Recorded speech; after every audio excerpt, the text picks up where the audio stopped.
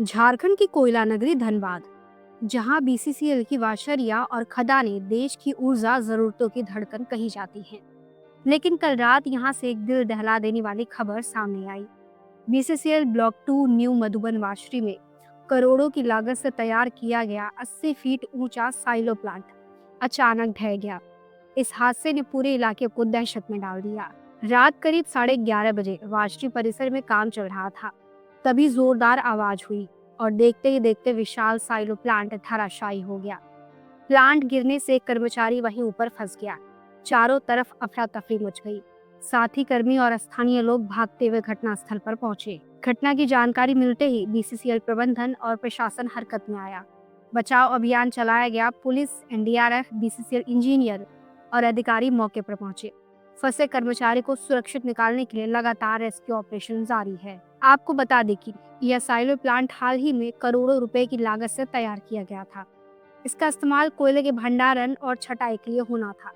लेकिन सवाल अब यह उठ रहा है कि इतना महंगा और तकनीकी रूप से मजबूत बताया गया ढांचा आखिर अचानक कैसे ध्वस्त हो गया? क्या इसके निर्माण में कोई खामी थी या रखरखाव में लापरवाही बरती गई? स्थानीय लोग और कर्मचारियों के परिवार बेहद गुस्से और आक्रोश में हैं। उनका कहना है कि बीसीसीएल प्रबंधन बार बार सुरक्षा मानकों की अनदेखी करता है। कर्मचारियों की जान की कीमत पर करोड़ों के प्रोजेक्ट बनाए जाते हैं, लेकिन हादसे होते ही असली खामियां सामने आ जाती हैं। हादसे की गंभीरता को देखते हुए इलाके के विधायक और अधिकारी मौके पर पहुंचे। विधायक ने कहा है कि हादसे की उच्च स्तरीय जांच कराई जाएगी और दोषियों पर कार्रवाई होगी। देखिए, और ये मधुबन न्यू वासरी जो है, हमें लगा कि करीब-करीब 5 साल पहले बनी है। निरंतर यहाँ कार्य चल रही थी। चिनरादा कंपनी दोबारा यहाँ पर कार्य कर रही है। कार्य के दौरान चिनरादा कंपनी के एक आदमी ऊपर कार्य कर रहा था। इसी बीच पहला जो टावर है, वो अचानक गिर जाता है और ऊपर में जो आदमी कार्य कर रहा था, वो ऊपर फँस गया है।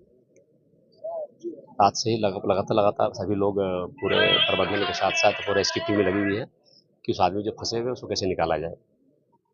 रात में ही इसकी व्यवस्था कर दी गई है और सारी व्यवस्था चल रही है और रेस्क्यू टीमें लगी हुई है। हमें पूरा उम्मीद है, भगवान से प्रार्थना करते हैं कि वो आदमी सुरक्षित नीचे उतरे और नीचे तो उतारा जाए उसको। और सबसे बड़ी बात है, कहीं न कहीं चूक है इसमें। जो भी संवेदक काम किया है, वो लापरवाही है। घटिया किस्म का वो इसमें क्वालिटी दिया हुआ है, जो देखने से पता चल रहा है। निश्चित रूप से वैसी संवेदक पर कार्रवाई होना चाहिए। इतना बड़ा घोर लापरवाही है, हम कह सकते हैं कि जो संवेदक काम किया है, उस पर हर हाल में कार्रवाई होना चाहिए, उस पर मुकदमा होना चाहिए। इतनी बड़ी चूक उन्होंने किया है, इतना बड़ा घटिया सामान जो देने का काम किया है, जिसका कारण आज इतना बड़ा घटना घटी है। वहीं बीसीसीएल प्रबंधन का दावा है कि पूरी पारदर्शिता के साथ रेस्क्यू अभियान चलाया जा रहा है। फिलहाल पूरा जोर फंसे कर्मचारी को बाहर निकालने पर है। रेस्क्यू दल ने मशीनों और क्रेनों की मदद से मलबा हटाने का काम शुरू कर दिया है। घटनास्थल पर सुरक्षा के सख्त इंतजाम किए गए हैं ताकि किसी और को नुकसान न पहुंचे। धनबाद की धरती पहले भी कई बार कोयला खदानों और औद्योगिक हादसों की गवाह बन चुकी है। अब इस ताजा हादसे ने फिर से यह सवाल खड़ा कर दिया है कि क्या बीसीसीएल जैसी बड़ी कंपनियां अपने कर्मचारियों की सुरक्षा को लेकर पूरी जिम्मेदारी निभा रही हैं या नहीं। फिलहाल पूरा इलाका तनाव और बेचैनी में है। हमारी प्रार्थना है कि फंसे कर्मचारी को जल्द से जल्द सुरक्षित निकाला जाए।